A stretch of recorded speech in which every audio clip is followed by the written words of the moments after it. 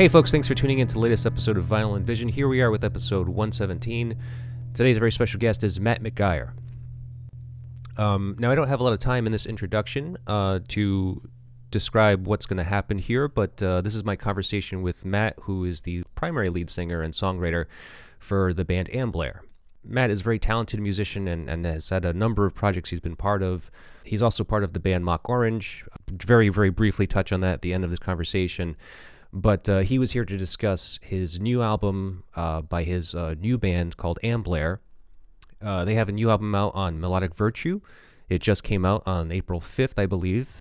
And it is essentially being released in tribute to their late drummer, Bryan St. Pere, who was the drummer for the band Hum. What you're listening to is the first track and the first single off of that album, Starlight. And at the end of the episode, I include a short clip of another song off of that album called Undivided. It's a great album. If you are a fan of Hum, I would say that this is probably an album that you would want to look into. You can obviously stream it everywhere now, but it is also available on vinyl if you'd like to make a purchase. The links will be provided in the show notes. And this is a touching conversation, really. Matt's album of choice was Chavez's Ride the Fader, which I go into detail as far as how I kind of constructed the topics we were going to be discussing.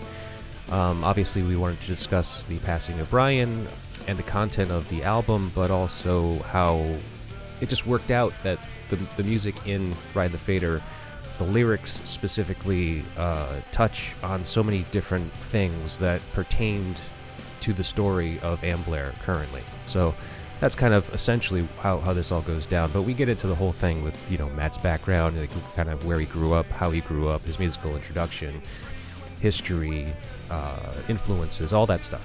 So I'd just like to say thank you very much, folks, for tuning in. And if you like the show, all that we ask is that you please do all the things you do with the internet. Like, share, subscribe, comment, rate, review, all of those things, please. They really, really help us. If you care to help us out in a financial way, which we can desperately use, everyone can, it seems, visit our website, psychicstatic.net. Make a purchase of anything. Sounds great. Hammer Party has a new release out. Tiamat's Revenge 7-inch vinyl single is available now. Narnia's brand new double EP 12-inch vinyl record, Lathe Cut, is also currently in pre-order status. It should be shipping out very, very soon, like within the day or two. And their record release party is coming up in Providence. If you are local, come visit, come out, come support. We'd really appreciate it. Thank you very much, folks. Enjoy. Hello, Matt McGuyer. Hello, sir. How are you? I'm all right. How are you? There I am at the top. Okay. There you are. Yeah, I'm new to this Zoom meeting thing. This is the first time I've really messed with it. So. Oh, really? Yeah, you sound good. It sounds like you're using an interface or something. Yeah, I've got my interface and a good old SM7B. You can't go wrong. Beautiful. Yeah. It sounds like you know what you're doing. I try my best to be doing the right thing. I say the same. Well, your voice sounds fantastic. If you need this closer, if you think this should be closer, let me know. No, you sound good. Okay, great. Yeah, good level. Wonderful. Yeah. So did I get that right? McGuyer? McGuyer, yes, sir. Okay. Yeah. Cool, man. It's nice to meet you. You as well. I've listened to a few of the podcasts to get familiar, and your voice is soothing, so it's welcoming. So thank you. Man. Buttery smooth is what I hear sometimes. Yeah, there you go. Yeah. What was I just gonna say? Oh yeah. So I just want to kind of lay something out on you right here at the beginning. Before I get into your musical background, all that stuff, I want to acknowledge this album that you chose, Ride the Fader by Chavez. Lyrically, it seems to tackle a lot of heavy topics. Does that sound right to you? Do you feel like that's accurate? I'm a weirdo with lyrics that I hear all the drums and the guitars and the bass, almost in that order, they come through, and then the relation speaks more to me in syllables sometimes than actual words, which is weird because I always have to go back and read words. Like even as a kid, I couldn't hear plain lyrics. Like my brain just wouldn't hear that. It would only hear the interplay of music. Sure. So I have to go back and read lyrics. And I'm so terrible with remembering things that my favorite records of all time. I have to like, what's the name of that song again? That's like the one Oh yeah. after that one, So Yeah. what I do catch of it, it does seem as such. Yeah. What does Okay.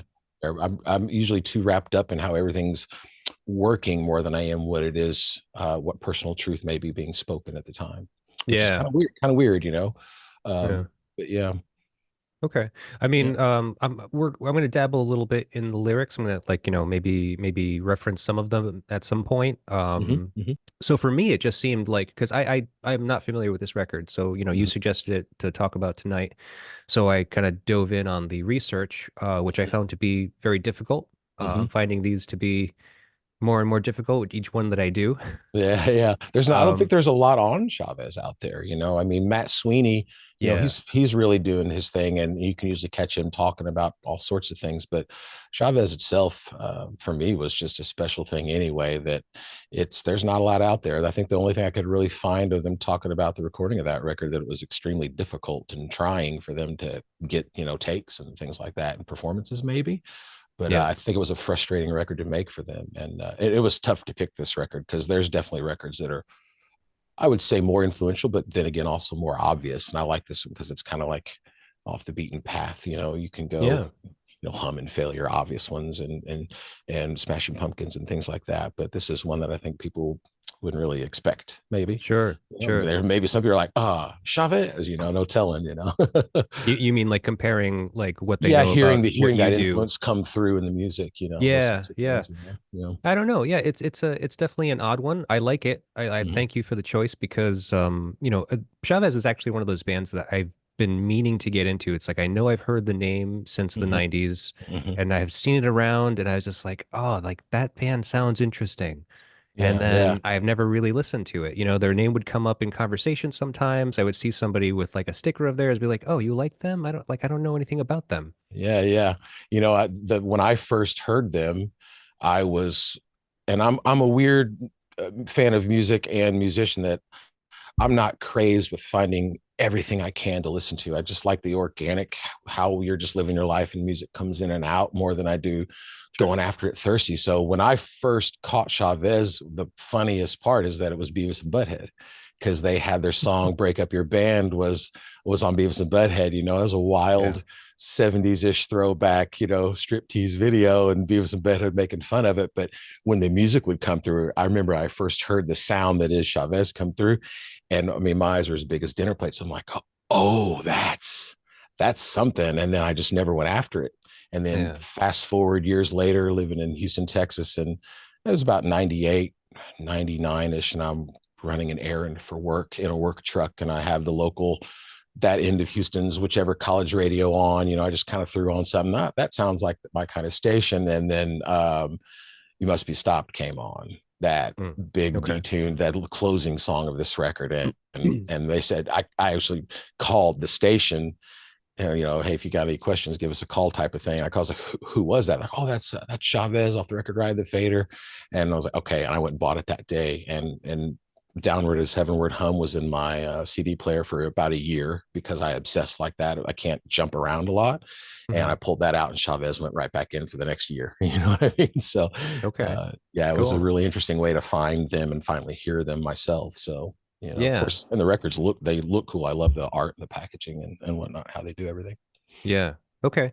Well, Yeah. we're gonna get there. Hmm. But so as I was saying about this album, I mean, it's so like, I was just afraid that this conversation might take some dark turns Hmm. because, I reference lyrics a lot and considering the situation that you're coming from with Amblare and the new release of your record, Hmm. so I just wanted to kind of make sure, like, if I pry, by all means, like, tell me, hey, I don't want to go down this route. This is not something I would feel comfortable talking about. I'm a pretty open book. I'm not. I'm unabashed about being honest and dark places and weird thoughts, and Okay. I love going down rabbit holes. So no, I mean, whatever feels right to ask on your end, I'm happy to answer. No, absolutely, man, ask away, because I'm Okay. a heady dude by nature. I'm lost in the myriad of the hallways of thoughts in my brains always. So Yeah. yeah. Okay. No, I'm a that's pretty fine. dark person.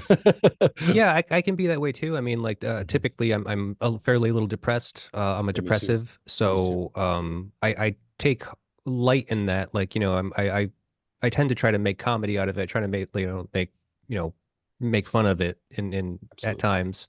Yeah, I do the same. Um, but I just wanted to just get that out there just so I know kind of where we stand, Yeah. because I don't want to say anything, kind of out of turn, Yeah, no, no, I appreciate that. And yeah, ask away. And if it's something I don't feel comfortable, I'll let you know. But I'm always down for just about anything. So Okay. All yeah, right. Sounds great, man. cool. Well, so then let's go back to the beginning then. So, Okay. born and raised, where was that?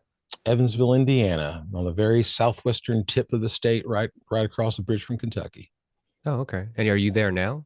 I am here now. Yes, I've tried to leave. There's always a joke in Evansville that if you're from here and you try to leave, you'll be back. I live in Rhode Island. Our state Yeah. that's our state image is the anchor, and so yeah, that's our joke too. Is that if you when you're here, it's like you're just anchored to this place. There's no leaving. Yeah, this one's. I always joke. It's like you got a bungee cord connected to it, and you go and get that bungee cord tight, and it snaps you right back. Like, oh, I gotta go home. So I've Yeah. left. I think I've left 3 times. Yeah. Okay. Yeah, Yeah. I tried myself, and here I am. yeah, yeah. So, I've always wanted to born. come up there. So very cool. You're from up there.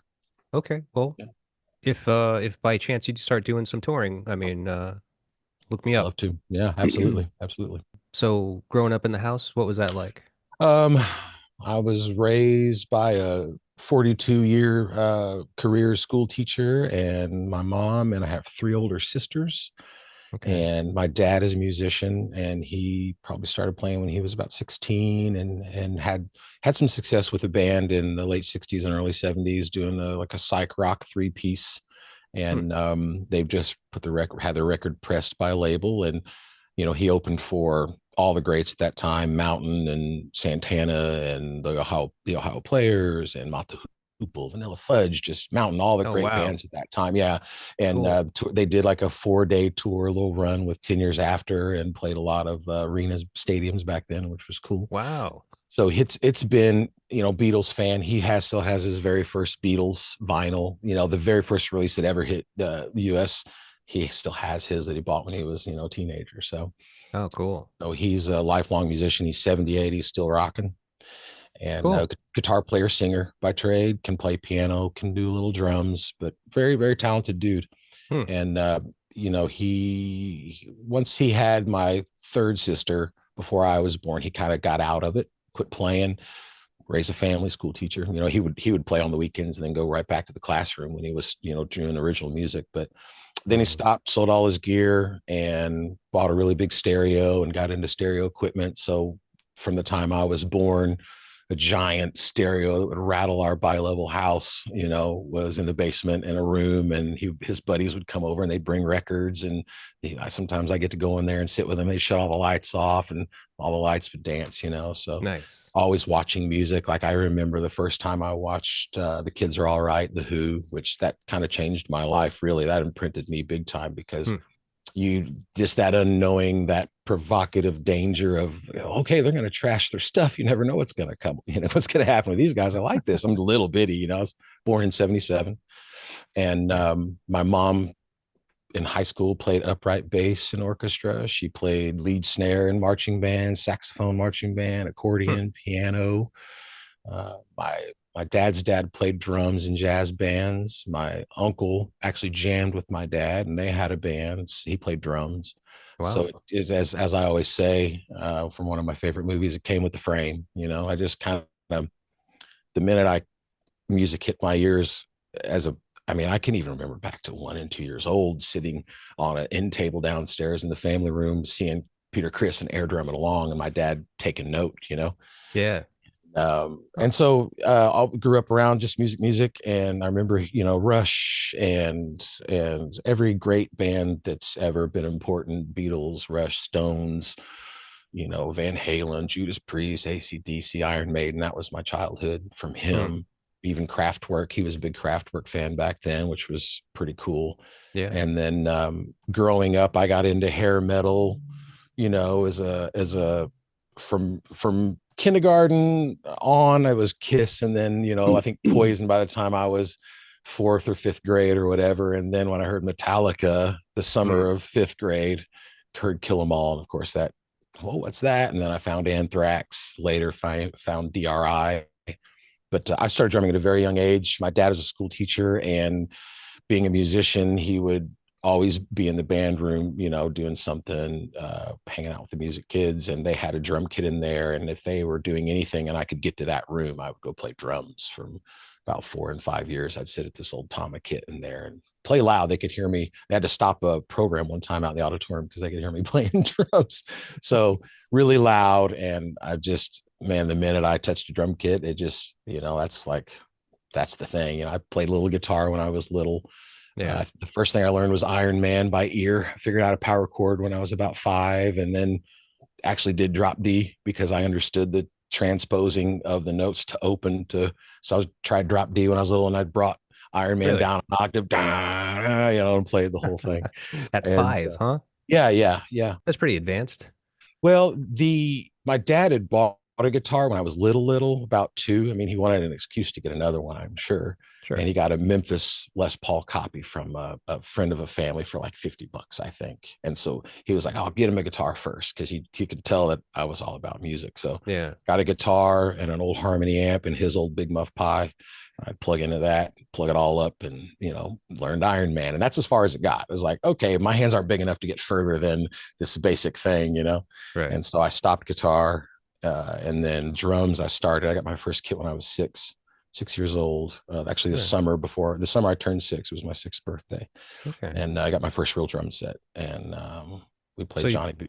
lifelong musician then. I mean, Yeah, so just yeah, obviously you come from mhm. a long lineage of like musicians, Yeah, absolutely. and not even just like, your average run of the mill, like, maybe classically trained or something along those lines, but like people that were obviously interested in like rock music too. Yeah, my dad's a rock and roll. The first thing he taught me was like, rock and roll goes like this: bass drum being the boom, boom, boom, boom, crack. And then we come in. He goes, "That's how you count it off." It's like, "All right, Dad, cool." He'd tell me the Yeah. smaller the kit that you can rock on, the more impressive it is, those Mm, kinds of things. So I wanted the big drum set. He's like, "No, no, no, take another tom off and try, a 4-piece." And so I right. did. I think the first stuff I played Johnny Be Good when I was 6, and I learned, just played by ear, because he grabbed the guitar that we had that he got for me and started playing Purple Haze. Well, from hearing Purple Haze over his stairs, like, oh, I know this.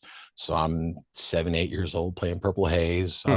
I could do the da da da da and Rush, the big drum break, when I was about 9 or 10. I was playing that. So I just kind of, Wow. I played all the time. I was obsessed with it. I mean, I Yeah. played all day. My mom and dad, loving household, 3 older sisters at each other for whatever. So I just disappear into my room, play drums. And so I come Yeah. home from school, 2 hours, take a break, come back, play another 2 hours. So for 14 years, from the time I got my first kit at 6, all the way up till 14, I didn't start playing with other people other than my dad till 14. But between that time, I did talent shows and just played and just played Yeah. drums all the time. I want to be as good as what I hear. So I'm not done until I hit that mark. But I've Right. always been loud and breaking things, and All right. just born to rock, man.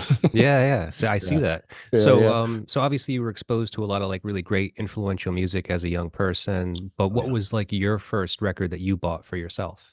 My first record that I wanted, that I asked for, I was 5 years old, and I rode on the back of my dad's bike. We had the kids seat down to Target to get Betty Davis Eyes by Kim Carnes. I had to have that 45 because I just thought that was a great, that and My Sharona. The Those Knack. were, Okay. yeah, exactly. And Billy Squire. And I was really into that when I was that age. Okay. But the first record was Kim Carnes, which That's is crazy. kind I of think I wild. have all 3 of those records in my house right now. Yes. Right on. Well, I love it. I'm a record seller, so I got a lot of Mm, records. I got a room mhm. full of records right now. It's kind of ridiculous. I Oh, can barely walk in it. that's a beautiful thing. Except when you're like, I'm like literally tripping over myself, like on the records. I'm just like, oh, I got to get these fucking things sold, man. I got to Yeah. get these Yeah. out of here. Hell yeah. Can't move. Yeah. Um, but so now so you said 14 was like when you start playing with people. So like, what was your Mhm. first band? My first band, I kind of dipped toes. I tried out for a thrash band first, and I think we had one jam, and then got with some local guys, some buddies of buddies, and they're like, "Hey, that kid can rock," because I've always being as young as I was, I always had to play with people older than me because Hmm. kids my age weren't rocking yet, you know. So I was Sure. playing with 18 and 19-year-olds and 22 and 23-year-olds at 15, you know. Hmm. And so my first band was Wicked Grace, metal band. Okay. Yeah. Yeah. Cool. Our guitar player played the big BC Rich, funny shaped guitar and the whole thing. So Yeah. yeah, well, you know, we were at the, you know, at that age, you know, you try to do some covers. I think we had one original and we played, you know, a Skid Row song and, you know, like a Metallica song, a couple of those. So pretty Sure. run of the mill, you know, for a rock and roller. Yeah, for metal band specifically too. Yeah, Yeah. that's great. Yeah. But Wicked So Grace. you're so advanced. Like that's the thing. Is just like it's pretty wild that like I mean like I've been playing out since I was 15 too, Mhm, but I mhm, mean I think that you have a significant advantage over me because you started so young. mhm. Um, so 14, 15, you're starting to play heavy metal, starting to play with some people I older got than you. the double bass drum set showed up. That was my second drum set. Oh yeah, So yeah. So you, but so you no, so you're a drummer for mhm. like that was your primary instrument. Yeah. Mhm. Okay, but you are doing guitar and vocals for Amblare, right? Yeah, I picked up guitar. I started to do guitar again when I was about 10, 11 years old. My dad was out playing on our deck out back, and he hands me the guitar. Hey, let me show me something, Dad. You know, so he shows me the classic 12-bar blues and dun, dun, dun, dun, dun, dun, dun. Showed me how to do that. And then from there, my hands had gotten bigger. I didn't feel intimidated by the fretboard at that point. Hmm. So I plucked around, and then I want to say I was probably between 13 and 15 when I really went after it though and started playing a lot more. And I started just learning stuff by ear. I've always Okay. done everything by ear. I was only ever taught how to play 16th notes on the hi-hat. You know, that's the only I've ever really shown. And so since I already knew drop D anyway, I remember doing it when I was a lot littler. And so I figured out that Tool was in drop D and I learned Undertow by Tool from the beginning to the end, every riff I could and everything. And I learned White Zombie, Los Exorcisto by ear because I just thought that was a great record. And I learned Hmm. Prong, Cleansing by ear because I figured out I could drop my A to G and then my D to C and get this weird drop C. And then I learned all of Cleansing by Prong by ear. And that's just kind of took my time learning other people's Oh, stuff. weird. Okay. Yeah. And so Mhm. when is that happening? Because that sounds like that's the transition point. That is right between like my curiosity peaked and started happening about 14, 15, 16. Okay. I was about 15 was really when everything started flipping over from just playing at home with dad, playing drums only. 15 is when I started to get more adventurous with it and learning stuff and playing a lot of guitar. Right. And when I was a kid, when I played drums, I didn't play along to anything. I would just, you know, dun, dun, dun, dun, dun, dun, just have this riff in my head and I just would play drums to whatever I heard in my head. So it was just like Hmm. I never realized as a kid that I was making up my own songs for something to play drums to. You know, I just was trying to play drums. Well, I got to hear something to play. So my brain would just give me riffs and I'd make a beat. Sometimes I'd make a beat and the riff sound would hit me in my head and I would just work it Yeah. out and play drums, you know. So when I Okay. got to learning, Tool really influenced me a lot. I don't know. It's because I never sat down and became a virtuoso, a soloist about it. I like big. I heard what I liked and figured out how to do that, which is pretty simple stuff. More open chording with maybe two fretted notes and a lot of open strings. And so the more blocky, you know, melodically in the riff and rhythms things are, the more it's like, oh, I can play more rhythms than having this chord knowledge. Like it's funny if you watch me try to play traditional chords, I struggle with it. My fingers won't do it. You know, Oh, it okay. takes me a long time to get comfortable because part of the reason is I don't have slender fingers. I have big fat drummer fingers from holding a stick since I was little, you know? Yeah. And so a lot of that gets in the way. Hmm. So I never thought I was that great of a guitar player. I was like, I'm just going to do the best I can with what I hear. And so at Right. about 17, I graduated high school, moved with some friends, a band I was in a improv funk band, and we moved up to Bloomington. I moved away from home for the first time, and we had a 4-track recorder. And so I was really into Mr. Bungle. So I took the time and I learned My Ass is on Fire by Mr. Bungle, figured Hmm. out bass slapping technique, because I play with a guy who slaps. So that's how I learned how to play bass. I've always learned by watching other people. Oh, that's how you do that, and then figure it out.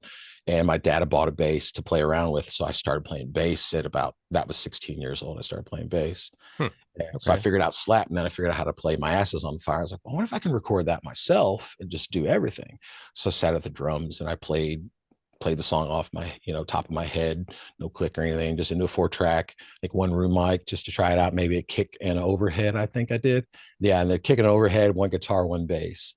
And we had a jam Okay. room, so I had a free space to do this. So then I did my little cover of My Ass Is on Fire by Mr. Bungle. And then I was hooked. I was like, oh, this is fun. Like I could do Yeah. this all the time, and then I Right. started writing, moved home, started writing stuff, and got a 4-track from a buddy, and then ran my drums into a 8-channel mixer, and then the main out of that into the 4-track. So that was my perfect my drum mix, listen to it over and over till it was right, work it out on the board, record drums, and I'd start recording originals by laying 2 guitars and bass on top with 4 tracks.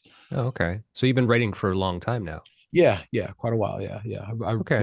I started writing mainly because when you're a drummer, at least the age I was, if people got bored with it or something wasn't going well, I'm just the drummer and I got to find another band when nobody wants to get along or whatever. So I was band to band trying to learn the dynamic of what everyone's doing, I guess, as a young kid. Hmm. And then eventually I went on tour after high school and toured with a band for about a year. And I lived in Nashville. And at that time, things were going extremely well. Like it was really going to get good. And the band, one guy was like, I don't want to do this anymore. So we were right on the cusp of the thing, about to, Yeah. we had some good interest. And he was like, I don't want to do this anymore, when we were literally going to do pre-production for a big record. Hmm. And so that just kind of changed me, because I felt like I couldn't rely on a band. I'm like, well, why don't I Yeah. just why don't I figure out how to do this myself and write my own stuff and head my own band and find somebody to drum. Right. So after that, when I moved home, that's when I really started compiling material. And my first band I fronted, jammed with some people, moved away. That's a whole big blur there. And when I came back home, I put some friends together and was like, I got these songs I've been working on while I lived in Texas. And I wrote a bunch of tunes, and that was my first thing. And it was a 3-piece. Huh. And Okay. I have a thing for power trios. I dig power trios. There's something Sure. about three guys making it happen. Yeah. So That's like that's the minimum. Well, I mean, 2 piece is the minimum, really, but I mean, I think yeah, three yeah, piece really rounds it out. yeah, absolutely, yeah. And Okay. so I did that, and that was finally had started fronting a band, and that was just one big giant learning experience. Like, oh, okay, time to hone this craft. Of fronting a band, singing, writing, all Oh, the okay. melodic interchange and all that. So So you have a lot of experience being the front person. It's not like this is yeah, pretty like good. Amblare is the first time you're stepping out from behind the kit.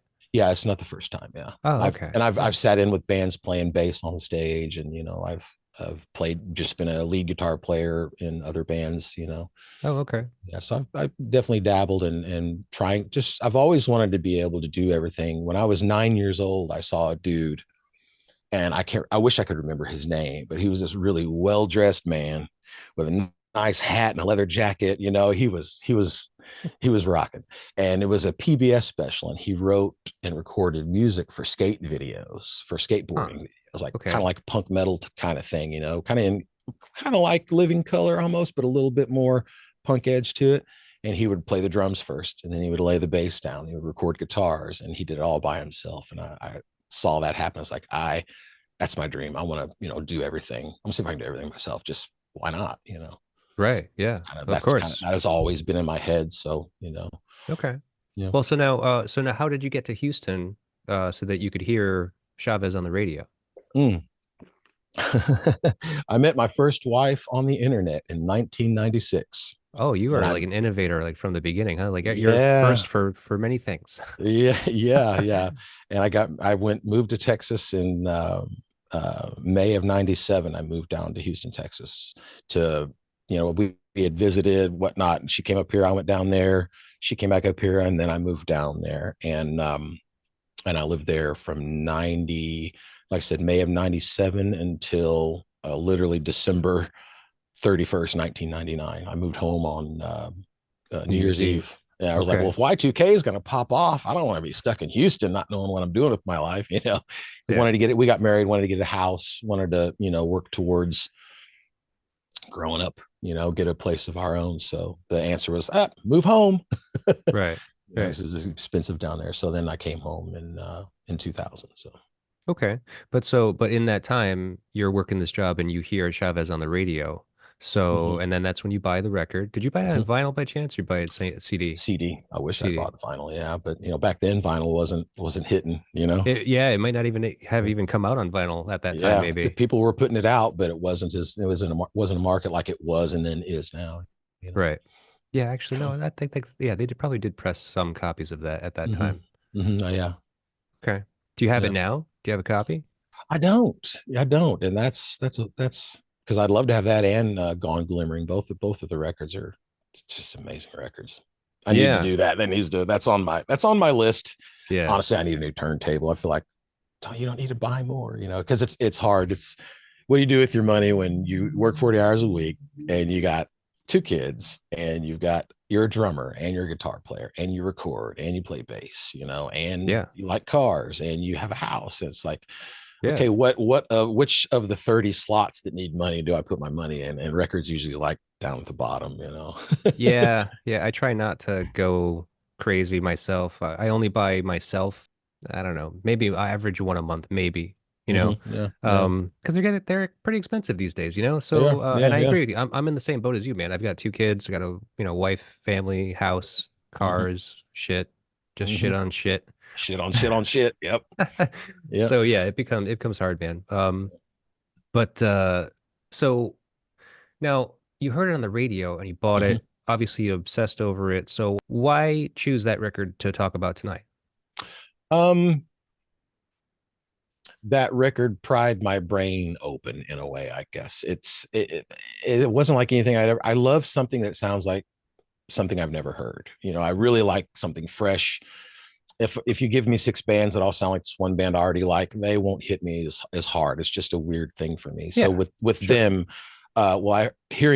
I loved how they were detuned, the tone, the guitar tone, the sound of the drums. I love contrast, and so I love that you have Mm, these nasty, nasty guitars, this bombastic drum beat on Must Be Stop, the way he dances around everybody, the nasty riff, and then this beautiful right. vocal, and falsetto. Like I love a heavy guitar and a female voice just singing as pretty as it can. There's something about that is always. That's why hum hit me. I was like, you have this mellow, characteristic vocal that isn't.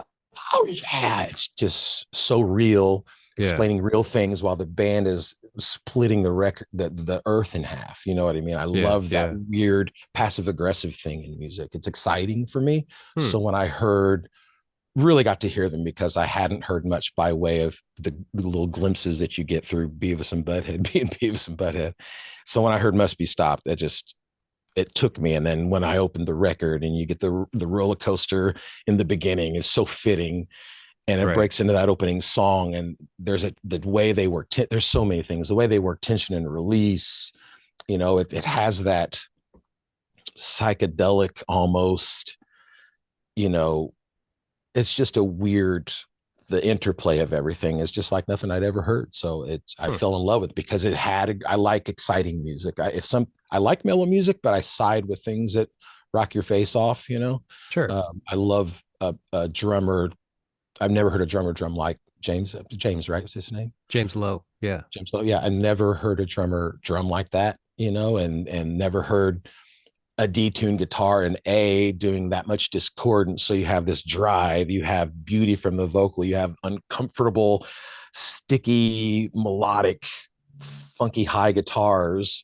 So Hmm. there's this wild amalgamation that no band, in my opinion, has ever sounded like that or ever will. I mean, it's just Yeah. truly one of a kind. And I'm a sucker for something that is for that type of thing. I don't have the greatest well of music knowledge. I just know what I like, and I really like I anything that sounds like nothing I've ever heard. I want the I would envelope. I want to probably hear it disagree put with you. envelope.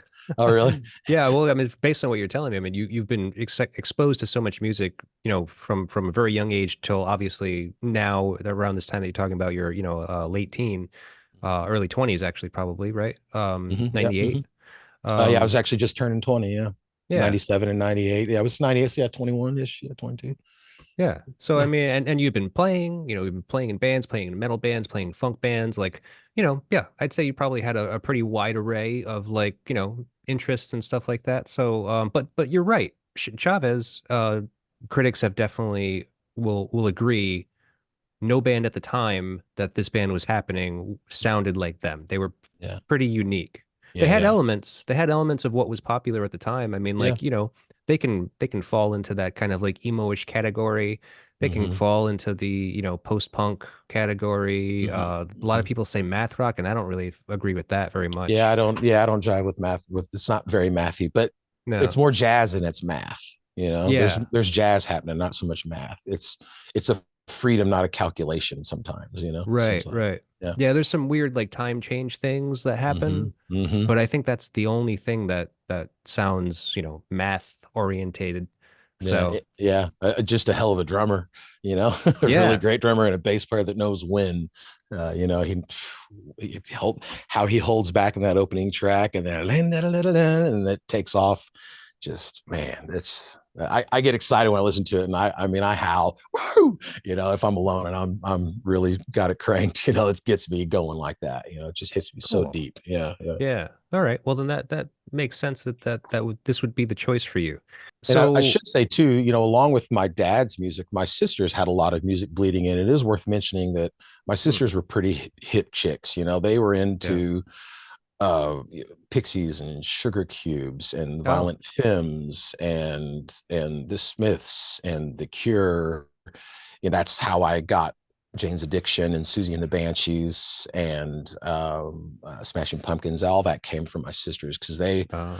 you So they know they turned you on really to the listen. alternative nation thing. Yeah, absolutely. I remember the first Lollapalooza and them begging my parents to go. And, Mom, you're not going to a concert. And, da, da, da. Hmm. And I mean, they made their own skirts and, they were cool chicks, So I'm ever Cool. thankful for the influence that was the music they put because they showed me, the weirder side, which far more interesting. Pixies, my sister bought every Pixies record the day they came out. Oh, My oldest cool. sister was kind of like, oh, hey, everybody, hey, siblings, here's what's really happening in music, but downstairs his dad with, ACDC cranked, flicking the Sure. switch, so Nothing wrong with either of those, really. yeah, so I got to have a taste of everything. So I enjoyed the freedom in the music they listened to and the breaking away from conventional rock music. So to have it's really kind of why I am the way I am because you have John Bonham and Keith Moon and Mitch Mitchell alongside, Jimmy Chamberlain. And I think The Cure had a fantastically great drummer and all these just different, it's two worlds coming in, interesting melodies over standard rock melodies. And Hmm. just, it's a weird, so I love huge beats with, all sorts of smatterings of melodies and uncomfortable notes and rhythms and, different Yeah, and ways. that comes through. That comes through on your record. I mean, Amblare is the only record that I know of yours at the moment. I mean, I That's know that you've been in that's other bands, but I don't know if you have any other recordings out from any of those bands. no, nothing ever. I could never get something over the hump, and Yeah, it's part of that's my own fault because I'm hard to work with. I mean, I understand arrangement and release intention and songwriting, so it's I have a lot of ideas always. So when people are like, "Well, I don't know what to do," I'm like, "Okay, what if you do this and what if you do that?" And then oh wait, then we cut that and do that this. I love that whole just getting in there and throwing wires around, so to speak, mad scientist of it. And like, yeah, what can we do? What can't we do? Let's try everything. And it's a bit much because I get really excited like a little kid with it still, even at 46. I just get pumped to yeah. be making music. I'm Sure. enthusiastic to a default, or Right, to a right. detriment sometimes. Well, so So, I was going to ask you about that. I mean, like, so how did Ambler come to be even? well, I've always kept writing and, eventually I went from a 4-track to in Houston. I bought an 8-track Tascam machine and started recording on that, was able to do more things, and it had more EQ options, and figured out the sonics in that. And then that's really when my writing kicked off, was when I got that machine, because I could just hang out in my room and record song after song. Like if I have an idea, even if I'm not playing an instrument when that idea hits, I can just go in a room and record. It was about 2013, 2014 when I bought this house I'm in now. And my wife let me have a room all to myself. We gave up a room just so I could have room to put everything in. So Oh, pretty that's awesome sweet. there. Yeah, she's insanely supportive, That's big good. time. Yeah. And so I started recording, and my life changed a lot, and I lost contact with a lot of people. So my naturally depressive outlook and state really kind of took over. And I just worked and came home and didn't see a lot of people. My second child came, and I'm a firm believer in being there. I don't want to miss a thing. You only get Yeah. 18 years one time. So I'm very involved with my kids. So I was like, I'll just hold up. And while being depressed, it's this weird two-way street where I'm miserable in a certain way, but then all this beauty is happening with, my new daughter, Yeah. who just blew my mind all over again after my first one. And I've almost hung it up a lot of times, because I'm 46, still going after whatever the thing is, just playing as much music as possible, really, Right. is the goal, is always the goal. But but people would still come up, oh, you remind me of this drummer, and oh, great show. And people would stop me to be complimentary, which still always is mind-blowing that people take the time to want to say that stuff. But I found myself still gigging, and in my late 30s, and there's still people I've never met going, oh my gosh, man, you're just a crazy drummer. I love watching you play. And I'm like, well, maybe I need to keep doing this thing, because here I Yeah. am in my 30s, and there's something special's happening. I don't know what it is, but people enjoy it. Yeah, I heard someone say, I wish I could remember who it was, but they're like, people will go to see a band for a lot of reasons, hear your favorite song and whatnot. But the biggest thing that people get impacted by is the artist's relationship to their instrument. That's what you're there to see, what they are when they're playing their instrument, like Hmm. that. There's a transcendence that comes out, or something that when you watch someone playing an instrument, it just speaks to you in a certain way, that's the big takeaway. That's what people want to see, supposedly. So I Yeah. have an interesting relationship with my instrument that I just beat the living tar out of it. But it's but and I don't ever pat myself on the back, but I can play some drums, you know what I Yeah. mean? And Yeah. people like to watch it, so I still do it, you know. Right. Um, Well, I want to share some things with you because I want to start getting into this album a little bit. But before I mhm. do that, Oh, you like asked I me was, how Amblare came along. I didn't even answer your question. that's okay. I'm gonna go into that a little Okay. further Okay, with cool. this. Cool. So Exciting. like now I told you this research was very hard, Mhm. very very difficult to find a lot of stuff about this record. So of the few things that I've been able to learn about this band, I did hear Matt Sweeney speak of the way the band ultimately came to begin. Mhm. So Clay Tarver, who's the second guitarist, Mhm. was in that band, Bullet La Volta. Yeah. Mhm. Okay. So, which Matt did some roadieing for. Mhm. And then they went out one night to do this live band karaoke thing, and attempted to sing Bridge Over Troubled Water. And so when they were done, like Clay basically came up to Matt and said, like, we should start a band.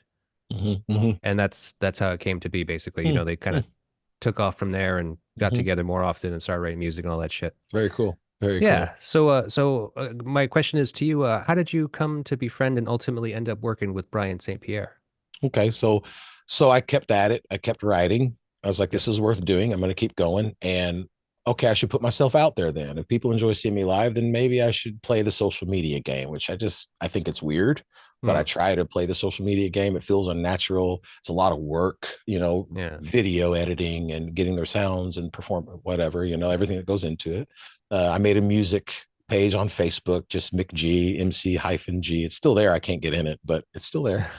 And I posted, I was like, okay, well, I'll record myself playing drums with my phone, and maybe I can put a video together with iMovie or something. So I Hmm. started making these movies between about 2016-ish.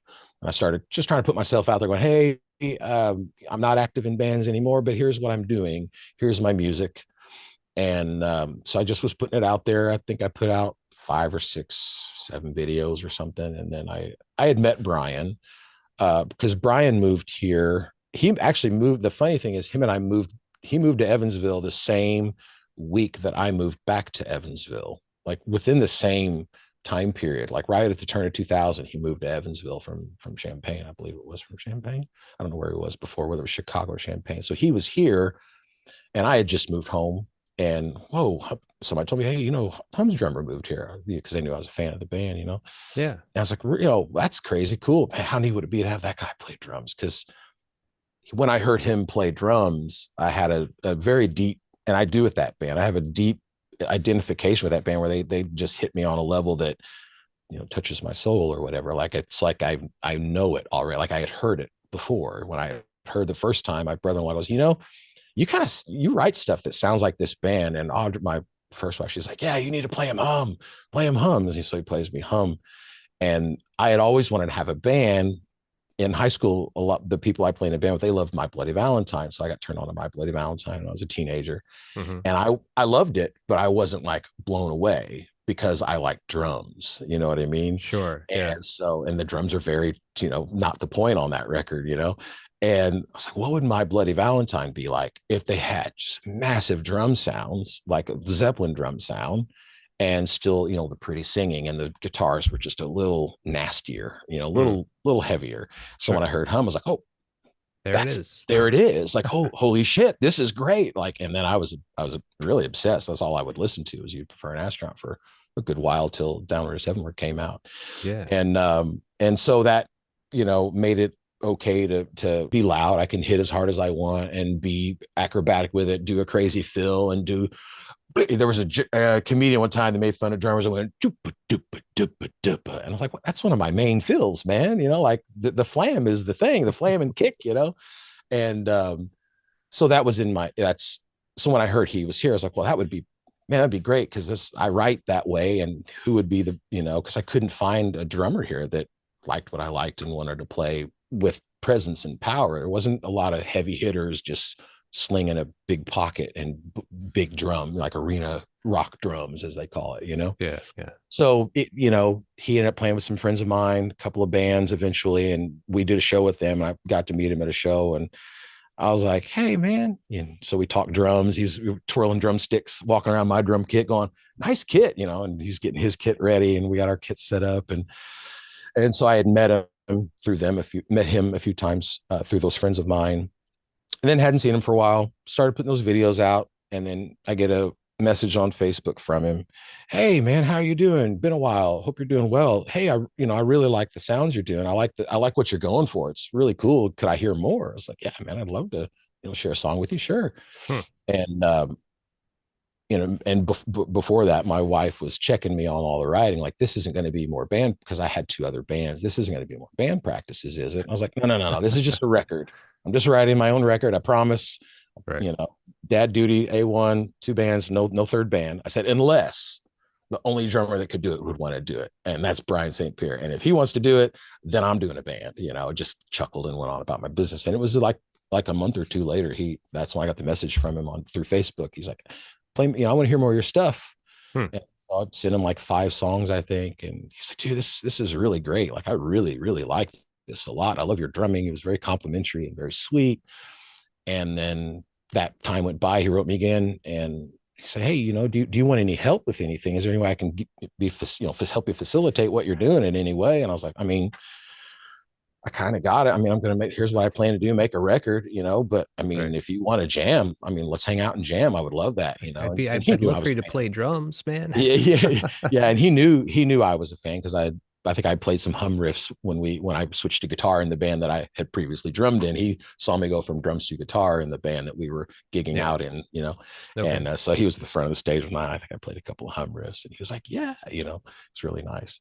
And so, hey, well, let's get together, let's hang out. And so I went to his house, and he sat at his drums in his living room, and I sat on my guitar rig and held my guitar, and we just talked for 4 hours. I played maybe 2 riff ideas, and then I played drums for him. He had me sit at his kit and play, and was the nicest, most welcoming, sweet, endearing person that you could ever meet. He was just absolutely one of a kind, and as kind as could be. And hey, let's do this again. Maybe we'll jam more next time. Sure. So went back over there again, however long later, and another 4 or 5 hours of us just hanging out and talking music and drums and, just connecting, Yeah. and Right. he's like, so what do you want to do? I was like, I mean, do you just want to help me jam, or do you want to like start? I mean, we can start a band if you want with these songs. I don't know. What do you want to do? He's like, it'd be cool. Let's do that. And so we kind of bounced bass player ideas back and forth, and I had a few ideas here and there. And hey, there's these two guys. They're twins, Alex and James Walwork, and they're my kind of people because when they play music, they're all in. There's no like, oh, I have to think here, I have to do this. There's like, just rabid beasts with it. Let go and go, And I Hmm. love that tenacity and that gusto of just hanging it out there and going for it. Hmm. And so he's like, we should get one of those wall work guys. Like they both play bass. I was like, yeah, they do. Cause he would go to shows and supported the scene, was out seeing bands, and Yeah. um so I got a hold of him and I was like, sent them a duplicate message on Facebook. Hey, I'm doing this project. This is who's playing drums. Would love to have either one of you guys involved if you want to be. And he even mentioned your name. So, whichever one of you is available, we'd love to see what happens. And Alex was like, Right. oh, I'm the bass player. I'm there. And it's funny because Alex had written like 3 songs that he wrote. He's like, I'm right. He's very methodical in what he does. Like this bass guitar is only for this band. This bass guitar is only for this band. Hmm. That amp only goes with that bass for that band because he's in a lot of bands. So he's very methodical in this, just in the feels.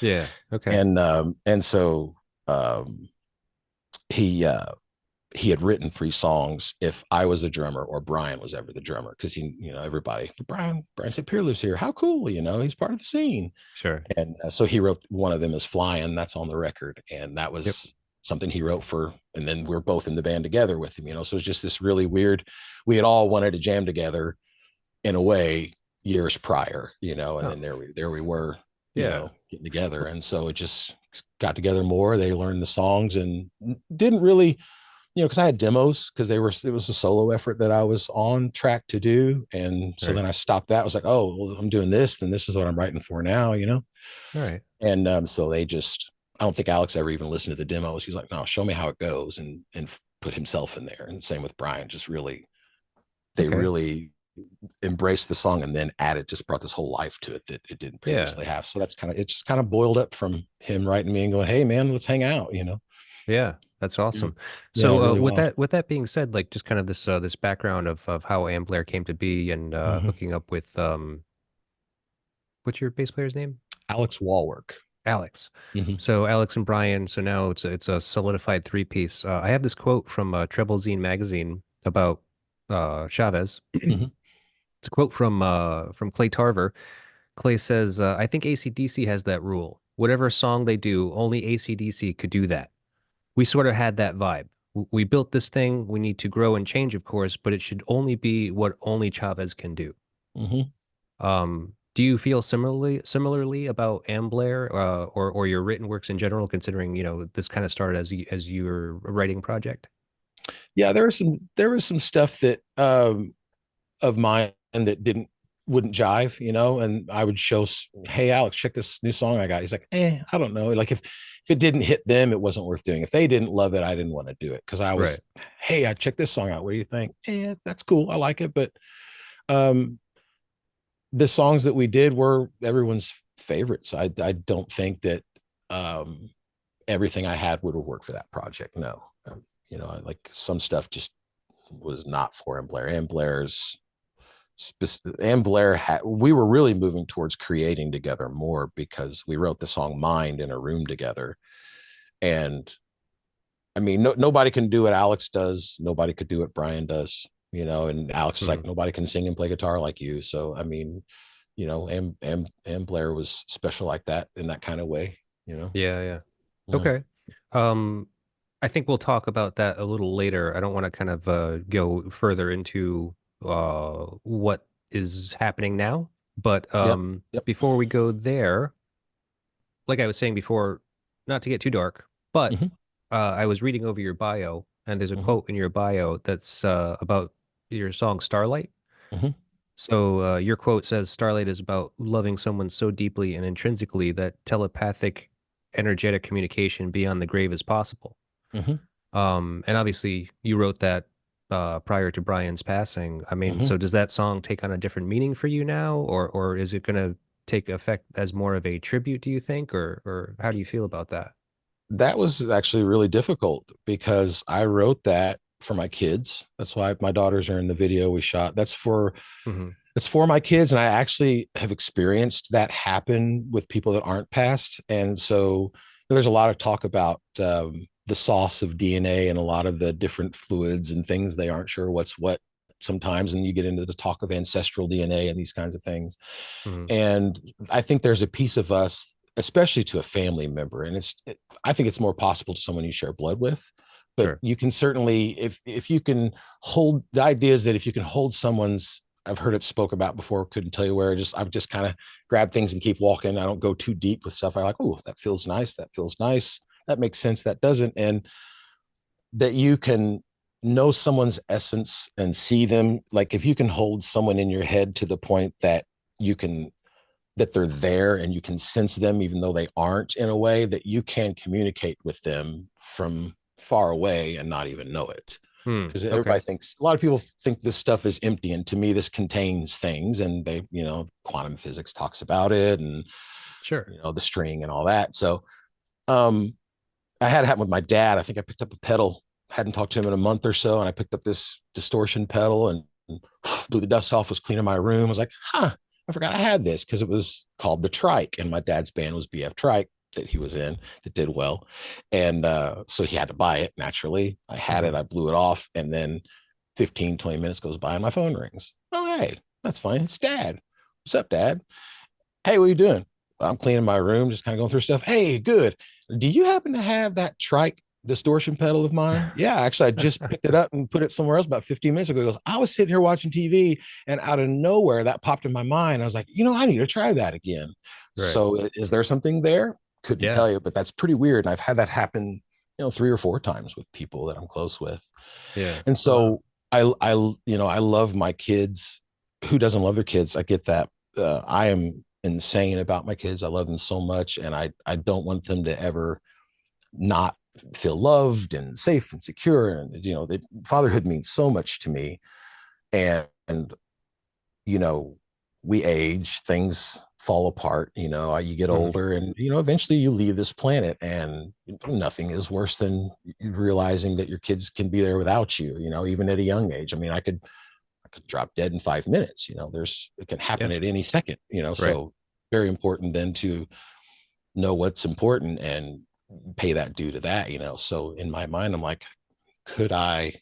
Could they meditate to a level? I was thinking, could they meditate to a level that they can energetically hold my essence Hmm. inside them, and wherever, if energy goes somewhere, could they pull that in and communicate with it in some facet? Don't know, Oh. but that's kind of where I was coming from. It was just kind of a heartbroken dad moment of, oh no, just in my Yeah. pajamas one night, and it just kind of how I got the opening line, um, if you never ever even, and I was like, I just like the way that played off. If you never ever even, and I just started writing it from there, and just wrote it as like, oh, I can write about my kids coming up, and so it's just all about becoming a dad and making mistakes in your life, Hmm. and the important thing is staying connected to them, and so I just had to write a song about it. So that's where it came from. So then, after Bryan passed, a lot of the lyrics took on different meaning, after he passed. So it's like, why Right. not? Why not? You come to this life, I knew at an early age. I went to several great grandparent funerals when I was 2 and 3 and 4, and I can remember them like they were yesterday. And I could put myself right back there and smell the room. And so from a young age, I'm like, wait, this thing isn't forever. We don't get to keep doing this. There's a time limit. So, Right. you know, best get to accepting that. You might as well accept that you and people you love and anything alive that you love is going to die, and that's just a fact. So we can be Hmm. afraid of it, and we can be scared and sad, or we can embrace the moment and you just have an understanding that there's nothing you're going to do about that. So it exists. you know. Right. So it, Yeah. I think that we put an ugly face on death and we stay so sad for good reason. You Well, have I to think we're grieve. scared, I mean, I think Yeah, everyone's scared, absolutely. We're really. terrified. And it's like, Yeah. why be terrified? Why embrace staying scared? I'm going to embrace that I'm going to pass and it's going to happen and it's going to suck. So, you know, get over itself, you know, like, because heartache's horrible. So, Yeah. I think that's a pretty way to paint death, that, you know, maybe your energy just, you just become all the things, you know. Sure. And people, oh, my mom has an owl that comes to visit her and we think it's grandpa, or we think it's dad, or maybe it's not exactly him, but maybe the energy that that owl works on that we don't understand, maybe that is a communicatory moment. I don't know, you know. Yeah. But Yeah. I No, love for playing with sure. the what if of that, because you know you're going to die, so you might as well. I mean, yeah, I'm terrified too, you know, but you Right.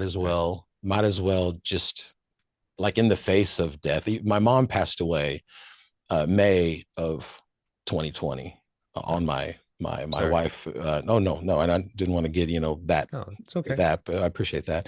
On our anniversary, my mom passed away, and so Bryan was not long after that. So I had back to back, you know, tough times. Bryan was there for me when my mom passed and was just, you know, he would be kind of quiet when he could tell I was having a rough day, and he would chime in with, would say something that just like made things better. You know, he was very eloquent with Yeah. feelings, you know, Hmm. and giving you a hug in a way that's not a hug, that you just feel all right. So he was really there for me when my mom passed. And you know, a week after Bryan passed, my favorite cat passed. So it's just like back to back to back to Oh, back, you know, man. just bad That times. sucks. Yeah. Yeah, it was rough, but you have no choice but to be resilient, you know. But even with my mom passing, yeah, I cry and tear up at so many things. But when my mom passed, I didn't cry for, you know, a while, and I figured I'd be bawling, you know. Yeah. And Weird. but I don't know. I guess I'm trying to see the beauty in death more than the horrible part of death. And that song, Starlight, helps me embrace that. It's okay. It's all Yeah. right. You know, you came Right. here to do it. You came here to live and proceed onward, wherever onward is, whether that's nothingness or somethingness, you know? Right. Now, Yeah. so you were saying how, after Brian's death, maybe some of the lyrics for these songs have taken on different meanings.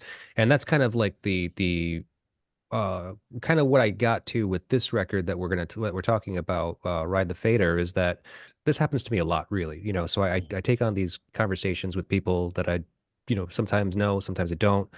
But take um, this, important piece of music that is obviously important to them, find, do research on it and try to find out interesting things about it. But I sometimes make connections. And so, under the circumstance of where Amblare is and where you are at this moment in your life, Ride the Fader kind of, to me, as an outsider looking into it, I was just like, okay, there's a lot of weird meanings in here, and I know that it's subconscious for you. I know it's not, it doesn't necessarily have anything to do with where you are at this moment, because you heard this in '98 when you Yeah. were a young 20 something. Yeah. You didn't think of any of these things, but Yeah. it just seems funny that now, under these circumstances, that we speak about this.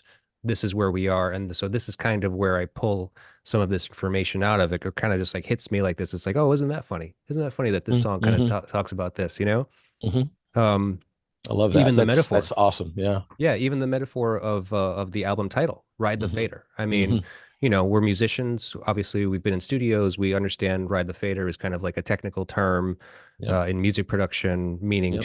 to bring some kind of sonic harmony to a piece by, pushing up and down musical tracks, right? Yeah. To Yeah. basically smooth things over Mm-hmm. and trying to Mm-hmm. reach some harmony. Mm-hmm. Essentially finding a balance. Yeah. Yeah. So, and you can think of that as maybe even an inner peace, if you're thinking of the grander metaphor of what this album is, maybe.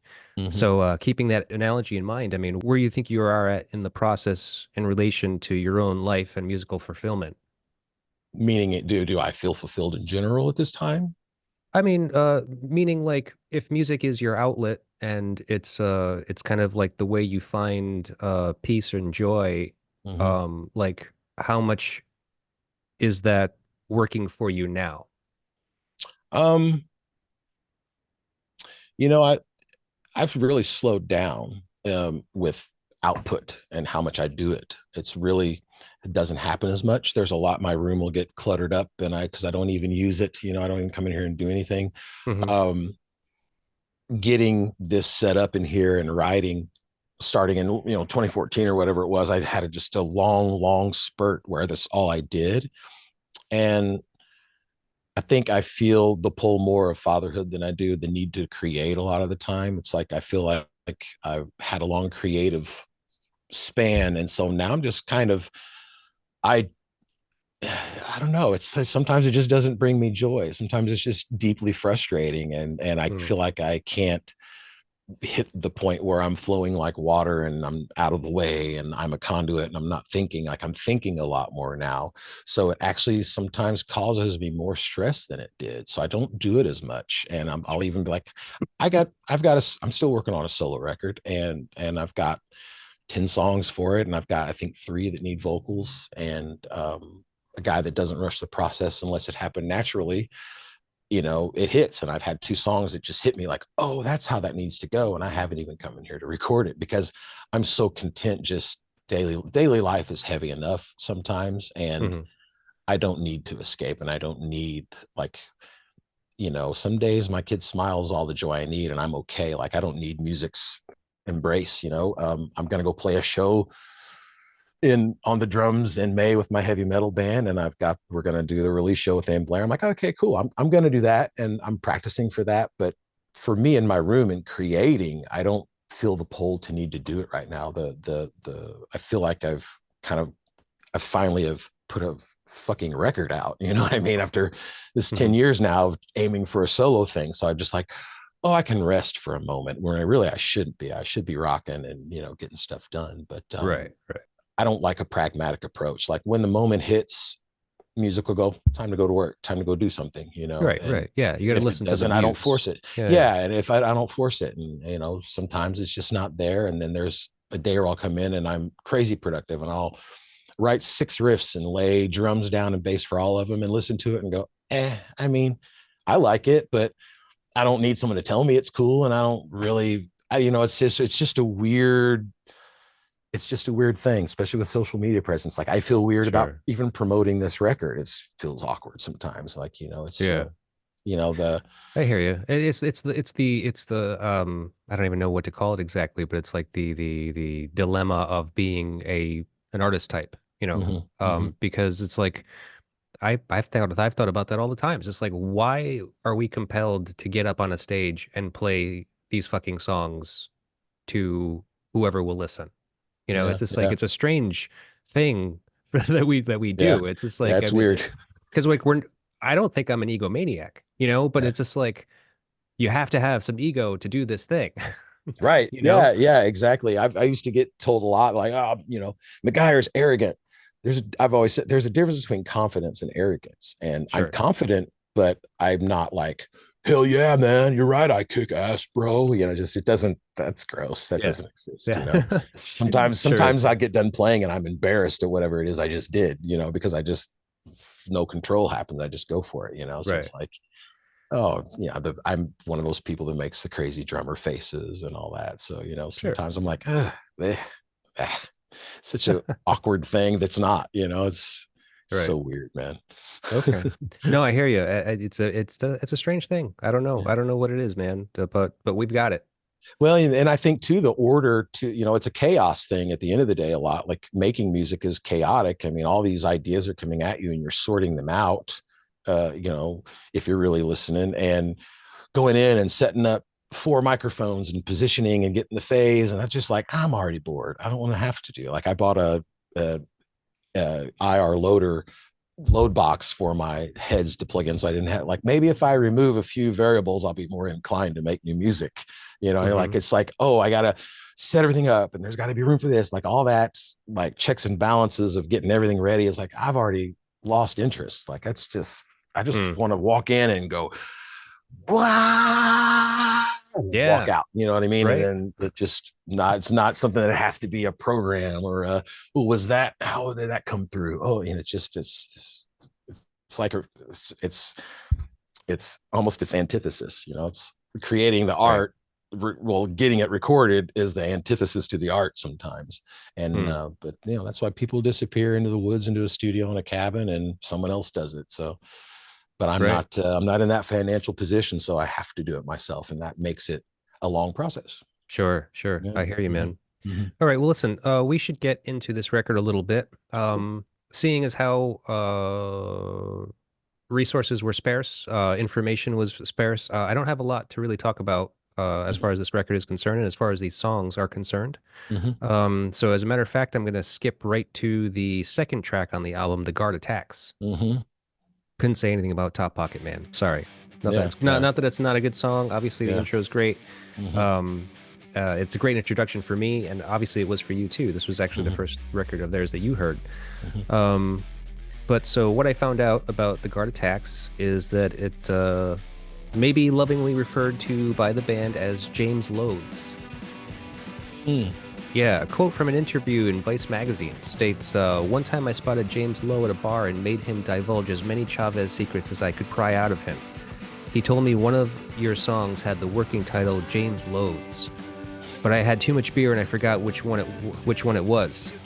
Matt Sweeney responds saying, I think The Guard Attacks is the one of the songs James thinks is lame. That's funny because it doesn't sound like it. you know. No, I mean Yeah. he performs well on it and it doesn't sound like a boring song necessarily, Mm-hmm. but for him at the time, didn't not a big fan. That's interesting. That strikes me as odd because of how his the level of participation that he offers as a drummer just speaks other like, oh, he sounds stoked, like he's loving going I mean, what a great beat anyway, you know what I mean? Yeah. And but I get it. That's a for a drummer. I mean, I could see that maybe because the beat switches two different ways. The backbeat becomes the forward beat as it goes through the transitions. You Hmm. know, this the way that goes forward and then goes backward at times. Hmm. Maybe that's why. Maybe it was too much movement, but he seems really good at it. Yeah. I'm Yeah. not sure why. Unfortunately, none of these band members seem to like to talk about this album specifically or these songs. Interesting. That's interesting, man. So I was just grabbing anything I could. I was just like, Yeah, anything yeah. about these songs would be great Anything, right yeah. now. Yeah. So let me move on to the next song. hmm Unreal is Here. hmm First thing I know about this is that it's played in a drop C tuning. Mm. See, I always thought that everything. I thought everything was that drop A that they use, but this one's drop C.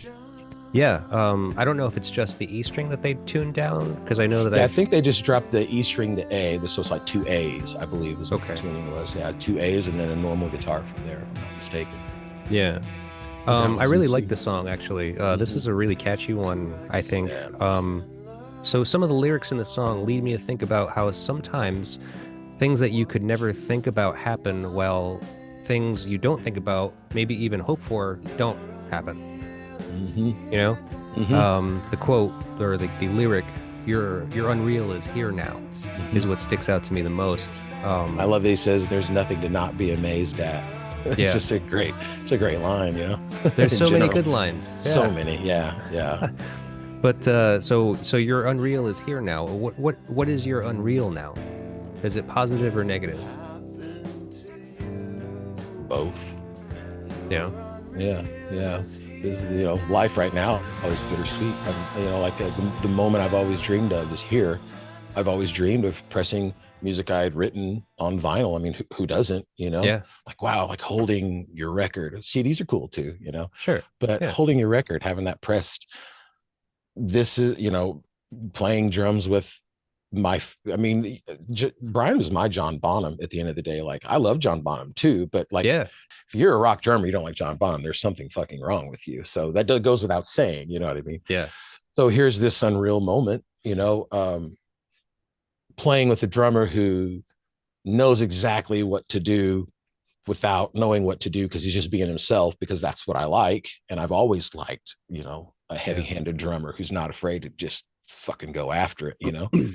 Right. And Alex, I've searched ever since I started writing. I had a bass, not really, like I didn't know what I want out of a bass player, but I knew I'd know it when I heard it. And so I walked in a store and heard Alex playing. I was like, I didn't know him as he's this young cat, and someday I have to play music. I want to write music with that guy, but I don't know him. So hopefully it'll happen. Maybe it'll happen. Yeah. And so this is everything I ever hoped for. I mean, I've always wanted to put a record out, and I've always wanted to find a drummer that just knew what to do, and you didn't have to talk about it. It just happened, and you go, holy shit, yeah, there it is, and here's this record, and the unreal is here now. But and it's horrible because Bryan's not here, because Right. he loved it as much as we do. He loved it. He was unabashed in talking about how much it meant to him, and I mean, his kids know how much it meant to him. They've been his daughter Ava has been very supportive for us doing this, which that's all I care about at the end of the day, is that his kids are happy about it. Hmm. Of course, I want everyone to be, especially fans, like, yeah, it's great to hear Right. him drum again, but it's the most amazing moment with the most heavy amount of bittersweet you could ever have. Right. So Right. yeah, the unreal is here now, and it's kind of horrible in a way. Yeah, yeah. I It's mean, because quite it's horrible.